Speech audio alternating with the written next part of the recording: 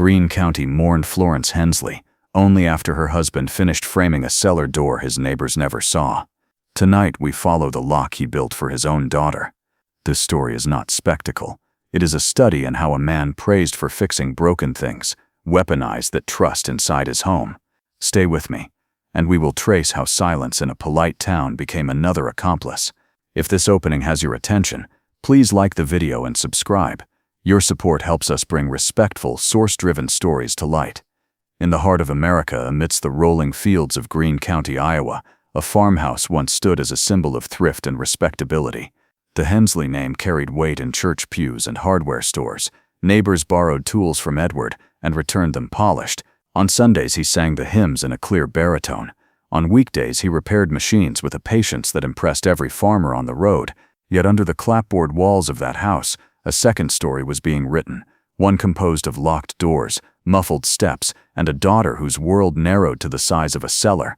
This is the Hensley case, a story of how a community can be accurate about a man's skills and completely wrong about his character, how a father can convert authority into a prison, and how silence, left long enough, becomes another kind of complicity. The hook is not spectacle but contradiction.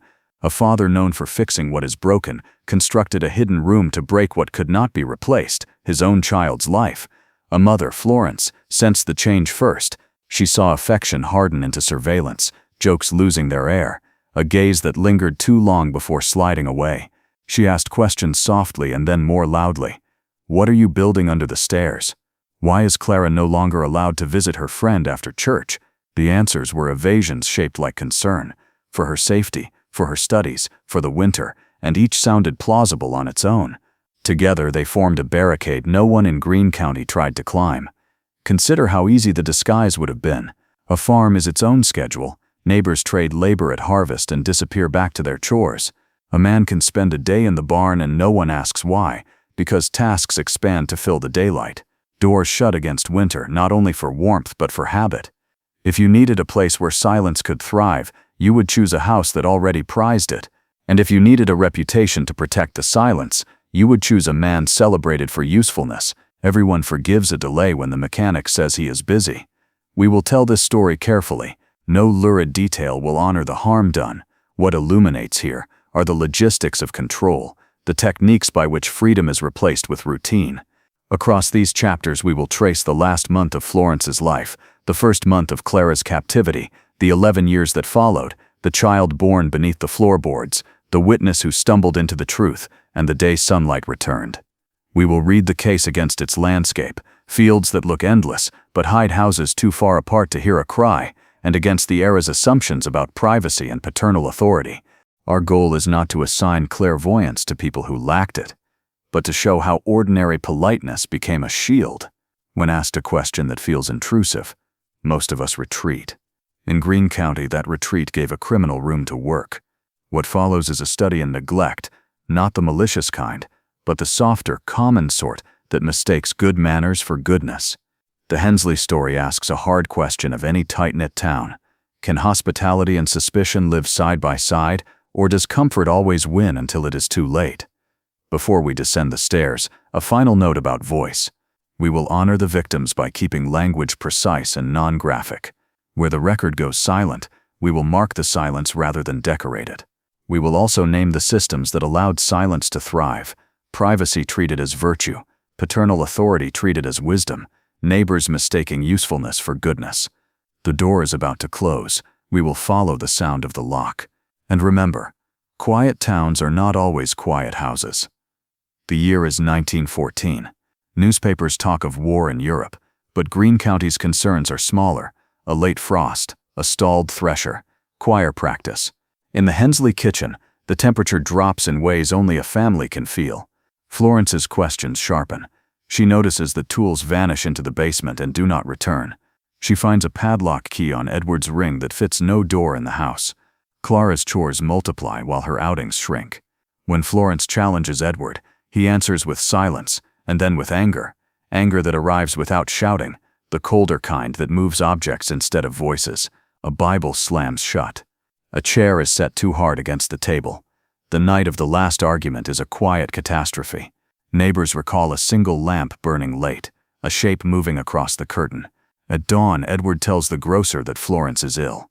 By the next Sabbath, he tells the pastor she has passed. The times permit vague explanations. Death is a frequent caller. A small funeral is arranged. Clara does not appear. She is devastated, Edward says, sent to relatives for a season. Condolences wash over him like absolution. He thanks them, and the town, wound by routine, moves forward. Clara's world moves the other way. The basement is no dungeon out of novels, but a carpenter's careful work, wood-paneled walls, a cot, a bucket, a table, a single bulb suspended from bare wire. On the far side of a false wall, the space tightens into a cell barely wider than a bed. The door above is fitted with a bolt that slides noiselessly when oiled. Edward calls the arrangement temporary. He brings food at irregular hours so that clocks lose meaning. He takes her hair ribbons to keep them safe. He selects which books she may keep and which must be returned to the church library. The language of concern replaces the language of control. A routine settles like dust. Clara tries the obvious tactics first. She pleads. She promises to obey any rule if she can write to a friend. She proposes bargains, a chaperoned walk, a visit to her mother's grave. Each request is treated as further proof that she is not yet ready to be trusted. When she defies him, the response is deprivation of light and speech. Days return to her only when she is quiet. Within weeks, her internal clock is timed not by sunrise, but by footfalls on the kitchen floor and the click of a key at the door. Outside the house, explanations multiply. Edward writes 2 letters in Clara's name, stiff, formal notes to friends that claim she has chosen domestic work in a neighboring town. He misuses a phrase her friends know she would never choose, but the letters do their job because they exist at all. A teacher, puzzled by the abrupt end to Clara's schooling, notes it in a ledger and says a quiet prayer. The pastor visits once and leaves with the impression of a man crushed by grief and debt. If there are warning lights, they are the kind that flicker only when you stand in exactly the right place. The basement acquires a logic of its own. Edward forbids certain words, outside, friend, male, and replaces them with his own terms, later, after, danger. A person can be fenced by vocabulary as effectively as by boards and locks. Clara learns to keep 2 languages in her head, the one she uses to survive the day, and the one she repeats at night so she does not forget who she is. The distance between them is where despair lives, but it is also where resistance starts. Clara also learns the engineering of the room. A draft means the door above has been opened. A faint tremor in the floorboards means someone has stepped off the porch. A single drop from the pipe in the far corner means the pump has lost its prime, and Edward will curse before he sleeps. She catalogs these signals without writing them down. Survival requires a ledger that cannot be seized. There is a final erasure made of politeness, the way neighbors begin to speak of Clara in the past tense without meaning to. Each time it happens, another tether to the outside phrase. Edward does not have to forbid visitors when absence writes the invitation list by itself. Captivity sharpens the senses the way hunger sharpens taste. Clara learns the house by sound. The pace of boots when Edward is pleased. The pause on the 3rd stair when he carries a burden. The way rain on the porch roof changes pitch with the wind. She inventories the allowed world, a cot, a table, a chair, and makes tools out of patience. With a nail smuggled from a loose board, she scratches tally marks behind the bed frame. With thread pulled from a hem, she measures the growth of a crack in the wall. The crack becomes her calendar. When it widens after a freeze, she knows another winter has come. She studies light the way a sailor studies stars. Noon is a sharper white through the bolt hole. Late afternoon bends yellow around the board brace. Snow days blur everything into a color she calls quiet. When Edward is away, she moves her chair an inch to learn how the shadow of the bulb travels. It is a small rebellion to choose where the light falls. She places the chair back before he returns and erases the scuff with her sleeve. Memory is another instrument. Clara repeats the names of classmates so they will not evaporate, recites the catechism, and then the market list, and then the page of geography that named rivers she has never seen. After a month, she begins composing letters she will never send, drafting salutations to girls who would not recognize her voice now, and she stores those letters where no one can steal them, behind her teeth. There are dangers inside, too. Time can turn inward and begin to eat. To stop it, Clara invents small missions. Find the squeak, she tells herself, and spends an hour pressing boards with her toes until she maps the safe path from bed to bucket in the dark. Teach yourself left-hand knots. And she does, moving slowly so the rope does not burn. Practice silence, and she counts to 100 between breaths until the room no longer rings with fear but with attention. These lessons add nothing to a resume. They add everything to the likelihood of seeing the next season.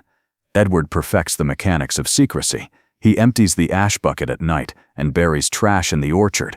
He tells neighbors that Clara is away with kin, then that she is in service in a nearby town, then that she is ill like her mother. Each lie is small enough to echo the last. He mends machines on schedule and attends church with a face people have been trained to trust. When a traveling census taker arrives, Edward's answers are crisp and plausible. One adult male, head of household. A scribble in a ledger erases a person as efficiently as any lock. Yet the story is not only cunning, it is endurance. Clara builds small rituals that the captor cannot see. She recites hymns out of order, so that her voice does not memorize the same path each night.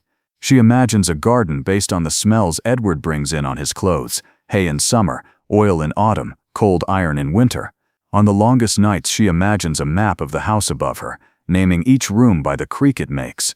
To survive is to edit time into pieces small enough to carry. There is also education without books. Clara teaches herself to count by machine rhythms when Edward repairs a thresher in the yard. She learns that silence has textures, that courage can be as small as saving a pin to use later, that memory is a muscle and must be exercised even when it hurts. These insights are not the ones a school would have provided, but they are the ones that keep a person whole when the world tries to divide her into manageable parts. To outsiders, survival might look like passivity. From the inside, it is strategy. Clara rehearses the same sentence in different tones until she can ask for what she needs without inviting suspicion. She learns that requests are safer at the end of a meal than at the beginning, that the sound of boots on the second stair means Edward is carrying something heavy and is less likely to linger, that a lamp with a sooty chimney will not show a shadow if she moves carefully. None of these insights is dramatic. Together they are a curriculum in staying alive. If you value careful, survivor-respectful storytelling, take a second to like this video and subscribe. It genuinely helps us continue the work. Your support lets us choose patience over spectacle and research over rumor. A child is born beneath the floorboards, a fact we state without spectacle, because the spectacle belongs to the newspapers that will later fight over it. What matters here is the geometry of secrecy and the elasticity of love. Clara attends to an infant in a space designed to erase her, inventing lullabies that can be sung almost silently, and learning to rock a crib with a foot while her hands sew, clean, or steady herself. The small body becomes a proof that the world continues despite the basement's laws. She names the child Ruth in her mind even before Edward permits names. The practicalities are brutal in their mundanity. Diapers washed at night when the pump squeaks least, tiny shirts hung to dry behind the false wall, a tin cup hidden under a loose board for the hour when Edward arrives without warning. Fear becomes arithmetic. How many steps between the cot and the bucket? How many breaths before a cry will surely be heard? And yet there are hours, always brief, in which the child's grip on Clara's finger returns her to a world in which days can be measured by growth instead of deprivation. Edward's double life deepens. To the town he is a grieving widower who works without complaint. To the child he is uncle in the few moments he allows contact, a fiction that lets him maintain a hierarchy inside the lie.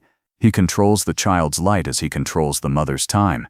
The cruelty here is not only in the act but in its bureaucracy, the careful assignment of names and permissions that turns a basement into an institution with one guard and 2 inmates. Ruth becomes Clara's reason to measure time forward instead of back. She marks the child's height on a hidden board. She invents games that are really exercises, counting to 100 in a whisper, naming objects by touch in the dark, pretending the circle of lamplight is a garden they must weed. Each game stores a skill for later. Each day proves that hope can be practical work. Ruth's world grows around her like a careful drawing. She learns the names of things by texture before color. Wood is smooth in one direction and splintered in the other. Wool is warmth. Tin is a cold that steals breath if pressed to lips. She learns that silence can be a kind of song, and that the creak in the top stair is a warning no louder than a finger to the mouth. Clara watches for signs the toddler's bones are straight, that the child's legs are not bowing from darkness and diet. She stretches Ruth's feet with her thumbs and hums a hymn, an octave down from memory, a key the floorboards will not carry.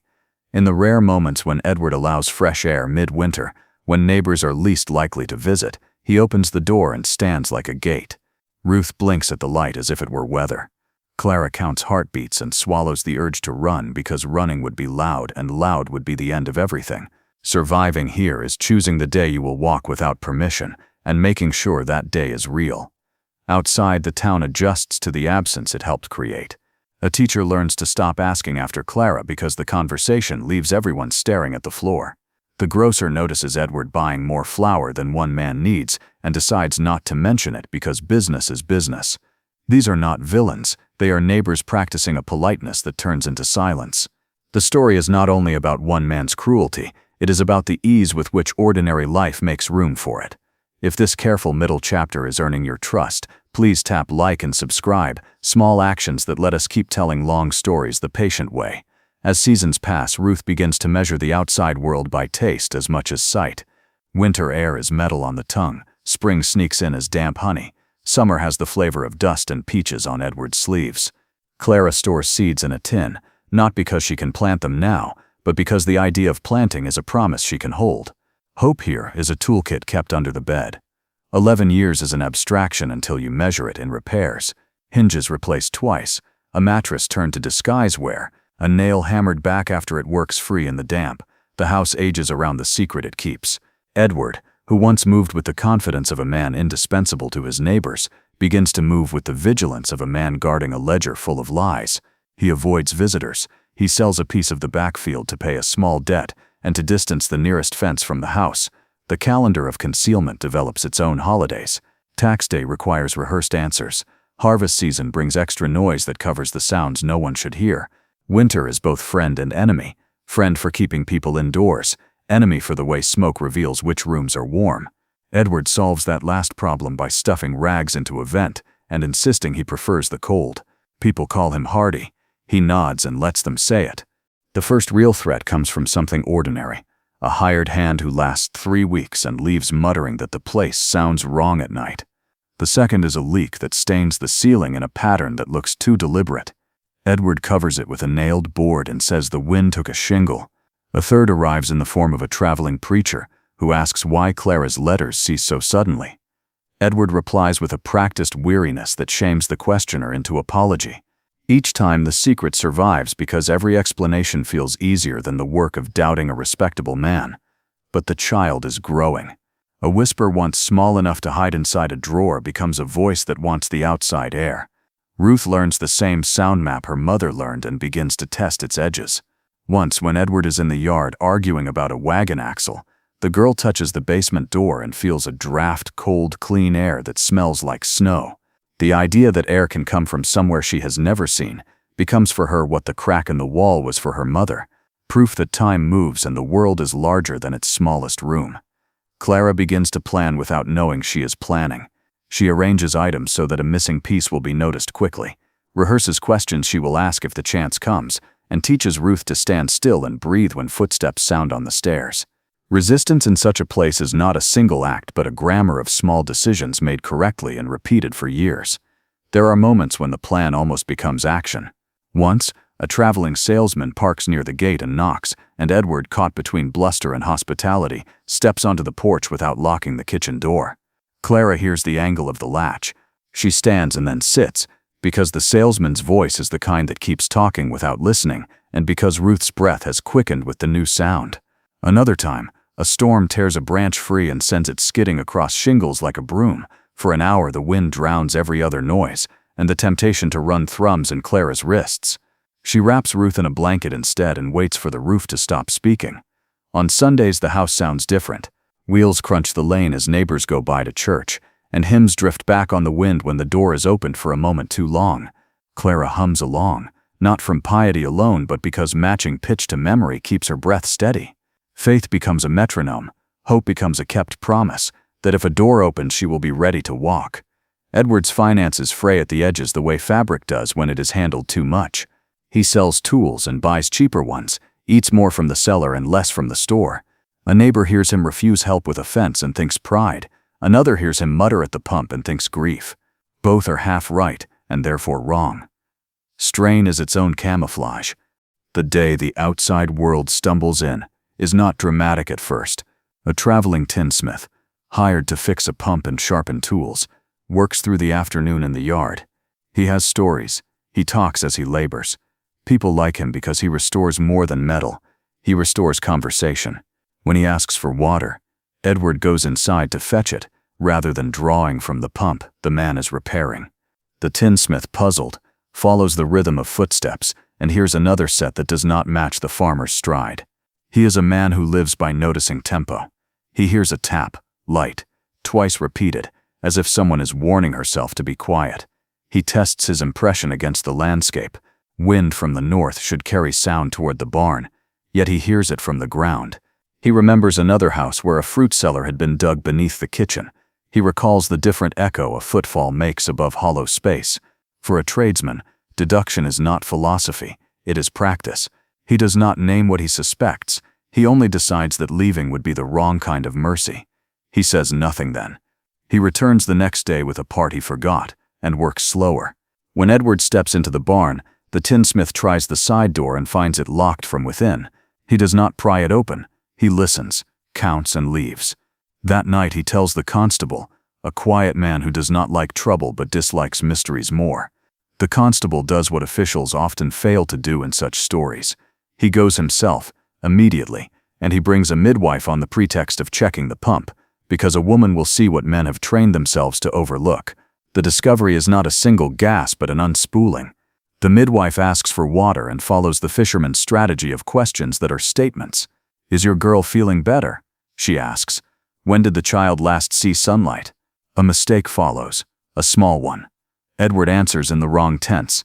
The constable hears it, and without raising his voice, steps between the man and the basement door. The lock gives when he insists. The room receives daylight like a visitor. Dust climbs the beam of light as if meaning to escape first. For a moment, no one speaks. Profession has made the constable cautious, not cruel. He moves slowly, names himself, and does not reach out too quickly. The midwife kneels to Ruth's height and asks her to hold a finger, then another, counting softly as the child complies. She drapes muslin over the window to keep the light from biting after so many years underground. Practical kindness becomes the first law to enter the room in a decade. In the yard, neighbors begin to gather as word travels along the lane in the ordinary way. News travels in small places, faster than a horse, slower than a storm. Some arrive angry and leave ashamed. Others arrive afraid and leave angrier still, at themselves, at Edward, at the way the house they drove past for years could contain a world they never imagined. The constable keeps his voice level and his answers short. He will not allow a spectacle, not today. Inside, Clara renegotiates basic facts.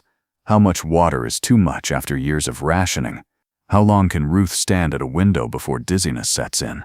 The midwife reads the answers in pulse and pupil, then writes instructions on a folded scrap. Broths first, a lamp turned low at dusk, conversation measured but never hushed. This too is rescue. By dusk, the constable has to make a second set of choices. Who keeps the door? Who carries the message to the sheriff? Who speaks to the neighbors and asks them to go home? Good decisions feel inadequate because they are. No action can return 11 years. What they can do is guard the threshold and make sure no one crosses it with curiosity where mercy should be. Before leaving, the tinsmith checks the pump he was hired to mend and fixes it properly this time, leaving the handle primed so water rises at the first pull. It is a small repair beside a larger one, but small repairs are how crises turn back into days. He tips his hat to no one in particular and walks down the lane as quietly as he came. Rescue is a word that hides work. It takes hours to coax Clara and Ruth upstairs without triggering the panic that any sudden change can bring. The midwife covers the windows with muslin so the light will not burn. Water is warmed, not hot, and the first cup is taken in sips. Neighbors gather in the yard in a slow ring, their faces arranging themselves into a shape that looks like concern and also like astonishment at their own blindness. Someone runs for the pastor. Someone else runs for blankets. The constable, who never wanted to be the center of a story, stands guard on the porch and says as little as he can. The first statements are halting. Clara answers questions as if each word must pay a fee. She does not speak of what cannot be healed by speech. The midwife translates by refusing sensationalism. They need food, quiet, and a doctor. We will speak to the sheriff after the child sleeps. It is a small act of governance that keeps the moment from becoming a spectacle. What follows is a second kind of labor: paperwork, testimony, a legal apparatus learning how to describe what it has avoided naming. The county seat sends a clerk with forms that do not quite fit. A doctor writes notes in careful, neutral language. A judge consults volumes that offer precedent only in outline. Newspapers arrive and try to make metaphors out of suffering. Our responsibility is the opposite. We stick to the facts that matter. A woman and her child walked out of a basement after 11 years. The person who put them there confessed, and a town began the long work of admitting that kindness without attention can be another version of neglect. The last scene belongs to the voices that were smallest. Ruth sees the yard for the first time and reaches for a dandelion as if it were a lantern. Clara steps onto the porch and pauses, her hand on the rail, learning the dimensions of distance again. Healing is not tidy. It takes seasons, then years. But the door is open. That is the sentence that matters. If you value careful stories told with respect for survivors, subscribe and share this episode. Next week we return to the archive for a quieter case with lessons just as sharp: how a ledger entry and a single window changed the fate of a boarding house. In the months that follow, the case settles into paperwork the way storms settle into silt. Clara's statement becomes a file. Ruth's weight is charted. Court dates are scheduled, and then moved to accommodate harvest and weather. The town learns a different kind of attention. Not gossip, but groceries left on a porch without knocking. Not rubbernecking, but a teacher willing to sit in a quiet room and teach letters one by one. Justice, where possible, arrives in fragments, never enough to repay, perhaps enough to begin. For those listening now, the simplest request is the most important: keep these stories in view. Like this video, and subscribe if you want more source-driven work that resists spectacle and centers those who survived it. Memory is the opposite of neglect. Communities grow in the direction of what they attend to. As Clara and Ruth learn the shape of daylight again, the town learns the shape of responsibility. Some apologize, some avoid. A few offer help consistently enough that the word neighbor gains weight. Records will not capture which hands washed linens or who sat through the night when nightmares made sleep a frightened animal. But the absence of those lines on paper does not mean the work was small. It is the quiet labor by which a place decides not to forget. There is no perfect ending to a story like this, only better continuations. Courts can convict, neighbors can repair. Time can soften edges without erasing them. Ruth will remember the smell of pine soap in a bright room, and the first time she heard rain on the roof without fear. Clara will learn to sleep with a door unlocked. The town will learn, if it chooses, that vigilance is a communal verb, not a private suspicion. The law, when it finally stirred, had to teach itself how to name what happened. Iowa's statutes in the 1910s had words for assault, for false imprisonment, for contributing to the delinquency of a minor. They did not have easy language for a father converting authority into architecture. Prosecutors consulted other states' rulings and found fragments: a Massachusetts opinion about unlawful restraint inside a family home, an Illinois case about a husband who used debt as a leash. None mapped perfectly onto a room under the stairs. The charge sheet that emerged read like a mosaic assembled under pressure. Defense counsel did not argue innocence so much as narrative. He reached for the era's assumptions: domestic privacy, paternal judgment, the idea that discipline was a household matter unless blood reached the street. In that story, the cellar door was a boundary, not a prison. The prosecutor, to his credit, refused the bait. He grounded the case in logistics: the lock, the rationing, the length of time measured in seasons, the absence of medical care when fever came. A jury does not need spectacle when the arithmetic of days is set before it. Reporters from regional papers arrived, wrote headlines that tried to balance outrage and propriety, and often failed at both. Editors debated how much to print. One daily ran a blank rectangle where a lurid paragraph should have been, explaining in a sidebar that restraint was not silence but respect. Another printed rumor as fact, and later issued a correction so small you could lose it under a thumb. These clippings are their own lesson in media ethics. Attention can protect, it can also harm. Trials do not heal. At best, they establish a boundary in public that should have existed in private. The court granted accommodations to Clara testimony in a smaller room. Questions filtered through the judge, breaks called as needed. On the stand, she answered in the same careful cadence she used with the midwife, walking on words like thin ice. She spoke of hours and rules, not of scenes that would feed someone else's imagination. The record shows long stretches marked "witness wept" and "no answer," which say enough. What sentence did the court impose? The archives divide. One ledger lists a term of years that would have carried the defendant well past the age when he could command a household again. A newspaper from the next county claims a life sentence with eligibility for review after 20. A family Bible found years later at an estate sale contains a penciled note, "E removed to Anamosa." Each path describes a different version of accountability, none proportional to 11 years, but all better than none. The point for us is not to fix the number but to name the shift. The town drew a line and said aloud what it had not said for too long. After cases like this, communities either tighten into defensiveness or loosen into mutual attention. Greene County did some of each. For a time, neighbors overcorrected, knocking on doors with casseroles and questions in the same breath. Then ritual returned. Choir practice, auction day, weather talk. But a few reforms endured. The school board quietly added a policy: when a child disappears from attendance, a visit is made the same week, not the next month. The church ladies organized themselves not only around potlucks, but around visits to new mothers who had no kin nearby. The county hospital began a lecture series on household health, a phrase that hit a bolder idea: nurses with permission to ask gentle, necessary questions. Even the hardware store ledger tells its own story.